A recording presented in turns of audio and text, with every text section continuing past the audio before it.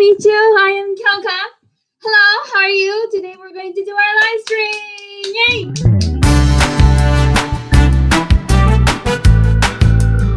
Oh yeah, I have no BGM, like any streamer or so. So today we're going to be talking about how to speak languages. Yay! Okay, everyone comment, please. Let's talk. What do you want to talk about? I want to start talking. I don't mind if no one's commenting, but y'all said you'll come. Y'all said you'll come. Hello, hi folks. Yay! Thank you for coming. Yes. Yeah, y'all said I did the survey. In Japanese it's anketo. Y'all said you'll come. So I better see y'all comments down below. Good. No. 今日は京香さんだよ。Hi everyone, こんにちは、こんばんは、京香です。今日はね、today I'm going to be talking about English. We're talking about multi-languages, how to speak, or the bilingual situation here. 英語を喋るとか、一言語以上喋れる人たち、バイリンゴ、トライリンガル、クアドリンガルについてちょっとね、いっぱい話したいなと思います。あと、英語勉強したい人も全然。うちの母親と同じなので言いづらくて失礼しました。そうなの？京香さん？じゃあキョンって呼んで。それだったらいい？なんかよくね、友達がね、キョンシって言うの。で、私いつも言う。なんか違くない？キョンシ。Hi! Hello everyone! We're gonna talk English today. There's gonna be a lot of English going on. Yes! I want the comments! Bring me the comments! All over the place. I wrote everything down. Everything's down here. Let's talk about what it's like to be bilingual or a bilingual voice actress. How about that? I got my little cookie here. Cookie 持ってますよ。キョン、了解しました。Thank you! イェイ。ね、京香さんって言ったら寝てる部屋から、京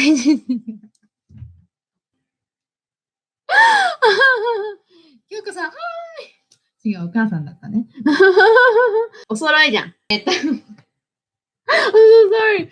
めちゃくちゃ緊張してんの。I haven't been on stream in like forever. Because I'm bilingual myself. Oh, really? Spanish and English. Oh, that's so cool. You know what? I had a lot of people around me that speak Spanish. I've heard at my school when I was young that Spanish is the most known language in the world. I mean, there's Spain, of course. And Spain and Spanish is a little different. Like there's Mexico Spanish and there's Spain Spanish. It's like similar but a little different. I didn't know that until I became an adult. And I'm just like, what?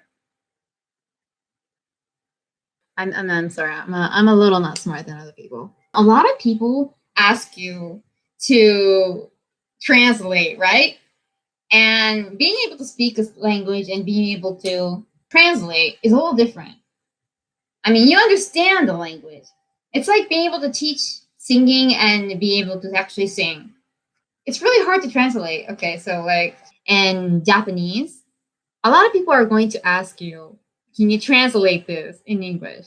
Or can you teach me in English? How many people get asked?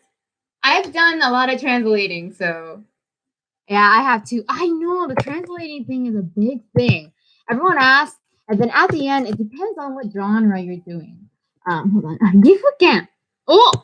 岐阜県すごい。岐阜の方の方言と標準語のトライリンガル。すごいトライリンガル。Yes, accents are a language for me. I agree. 難しいよね。だって、うちのお母さんは九州弁なんだよ。My mother is a Kyushu person. And Kyushu is really hard. It's like a whole new different language. You got like your little, hold on, I'm going to write it down. Can you see that? What's up? 方言ってのも難しいですよね。むずい。なんかね、よく鹿児島弁とか真似するけど、大抵間違ってんだよね。So I always, whenever I do any accents, I get told a lot I'm wrong. Try to make me do a British accent. I will not get it right. Oh, hello. How are you doing? I'm doing great. Hello to you. Hello. How are you? Oh, it's still deficient, isn't it? It's not that. Okay. certain sentences are really hard to translate in English. Yes, it is. すごく英訳するのって難しいんですよ。めちゃくちゃ。The biggest reason is because there are these things. I'm gonna put my little page right there. It's called genre. Little genre right here. 専門用語。で、英語で専門用語を英訳するのはまず難しい。まず難しい。もちろんね、お疲れ様とかよろしくお願いしますって、そういう難問もあります。だけど、専門用語はね、まず難しい。Okay, so I just said that there are genres. There are certain words in certain like categories. There are categories of English. And for example, if you're going to translate something that's anything on the cafe menu right here, this hardest, one of the hardest, especially. Why? Because you have to translate the menu. Everything else is nice. It's easy. But if you're trying to translate and you're not really good at translating and yet you're told, hey, can you like translate a whole menu? You're gonna be like, oh my God, I don't know this. What is this? What is this? And what is this? It's fun, but it's hard. It's hard. And then what else do we have? Live concerts. This is a little easier. Which words are the hardest to translate on the menu? It's definitely the food. In Japan, there's this word called roast beef とか、丼とか。Yeah. Omurice. So, omurice, I mean, everyone's used to it now. It's already on the menu and everything. But yeah, for example, there's this word called rosto, and my pen is running out of ink, and I already bought a new one. I can't find it though. This little roast here.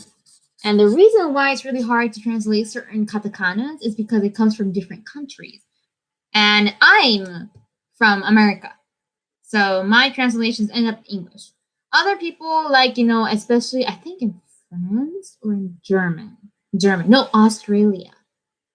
Japan came from, like, their English came from all over the places. So if you have, like, for example, parfait is from France, obviously. In America, we call potato fries French fries, but then they call it in Japan French potato. That's another one. But that's at the end, it's just so it's easier for the country to understand because of a certain perspective of the language speaker itself. Oh! 業界用語でまず浮かぶのが、昔、ある牛丼屋で養殖したとき、I'm sorry if I get that wrong. 間違ってごめんなさい。おトイレ貸してください。おトイレ借りるは、名古屋弁か。って言ったら、月当たりですと言われたの。月当たりがその店のトイレの業界用語だった。待って、どういうこと？なるほど。Okay, so I'm gonna really translate this real quick. So what he just basically says, one time he went to like he basically went to a gyudon-ya and gyudon-ya. Okay, here's my English translation just coming on. 今からめちゃくちゃ英訳する。牛は cow. Cow. で、when you say cow itself, it's ushi. So kunyomi is there's kunyomi and onyomi, and onyomi is usually used for oh my god, my brain is like exploding right now. Kunyomi is for when it's alone. Onyomi is for with a kanji, and why am I writing it? So kunyomi here is gyu. No, I made a mistake. Kunyomi is ushi. U-S-H-I. Yes, it's beef bowl shop. Yes. And you is beef. You is beef. See? Ushi and you. Okay, there you go. Isn't that weird? So that's why it's a gyudon. You don't say ushi-don. It's gyudon. Yeah. It's just a amount of work you gotta do. Don is used to basically say it's a plate using rice with some stuff on top. And that's why you have your little oyakudon, your little unagi-don, anything rice-based dish. Yeah. Anyways, so basically what he said is he went to a gyudon place and which is a beef bowl. store, get gyudon ya, because ya is restaurant. And he asked if he could borrow the bathroom, and he was told to go to the first corner, and then you go to another corner. But that's, if you translate that in like Tokyo, I think, in the Tokyo accent. But in their accent, in their little prefecture right there, the corner meant bathroom. And that, my friend, is why accents in Japan are like different languages. If you want to learn Japanese and you just learn the Tokyo Japanese language, well, you're done. The moment you get out of that prefecture, you're like, what? Well, I don't understand though. What? Where am I? But it's a good language, okay? All accents are really nice. Okay, but yeah, that's one thing. So yes, accents big. So be able to learn multi-languages is to also understand the concept of what the country and how the way it is made, of what prefectures have certain accents and how big it is, and able to listen to that often. And a lot of times we get asked, obviously, to translate a lot of things, and it's really hard because, again, a second ago, the challenges between genres and categories. And my biggest challenge, Rick, is like things like rows, or like the most hard part about translating is, of course, a category. But another thing is you have to know the Japanese language in order to translate it into the English language. Meaning, even though you could speak a language, it doesn't mean you know all the words, you know all the everything. You just know how to like grammar, calculate, speak. Oh, let's talk about how we learn our languages. I want to know about that. It reminds me of how there's the main difference between Spain Spanish and Mexico Spanish. Yes. Spain has an extra word version of vosotros. I am so sorry, vosotros. While Mexico Spanish does not use vosotros whatsoever. Oh my gosh, here we go again. There are replacements we use instead. That is very interesting. I think it's kind of like British English and American English, because American English, it doesn't really have a little difference between the states and often. But when you go to Britain, like there's differences, for example, of spelling, which is interesting, like color and color. And I sometimes get confused which color am I supposed to use. But yes, that is very interesting and curious. Let me drink my little coffee because I'm very nervous. It's not my coffee. This is tea. What am I talking about? I have so much sugar in this. I just put like a spoonful, but it's the big spoon. How we learn our languages. We learn our languages like any other normal person. It's like, it's normal. It's easy. It's not that hard. It's just a lot of work. And it's like, you have to really understand it. Yeah, I want to go to France. And I was trying to learn French. Je m'appelle Kyoka. Je m'appelle Kyoka. Mm-hmm. And yes, I can speak a little bit of Spanish too. En un momento, por favor, señorita. The only word. The only sentence actually, no. I used to live in a multicultural area. I used to live in California. So a lot of multicultural people. I would ask my little friends, like, hey, how do you say this? So yeah, so a lot of then we had all kinds of cultures. We had like, we have our little no diversity. We're all friends. You know, we got people who speak Spanish, who speak Chinese, Korean. We had people who like are French or half French. And now the generation where everyone's mixed, they're like all kinds of stuff in their blood. And I say I'm half American, half Japanese, but I have a lot too. I have Sweden, Irish. I don't think I have Sweden. Irish, French, Igiris, Europe. London. Is that how you say it? I don't know how you say it. German. I learned Spanish from my parents. Yes, we all. The majority of us start with our parents. A lot of people ask, like, can you learn a language? Like, you know, a lot of people tell me, oh, you have to be born in a family and be taught from when you're young. But that I don't believe. I think a lot of people could learn any time in their life. I think my parents. There are even some moments where I'd rather use a Spanish word rather than the English word. Oh, I have those moments too. I was born and raised in America. Everyone has to know this because the majority of people that know me now think I'm a Japanese person.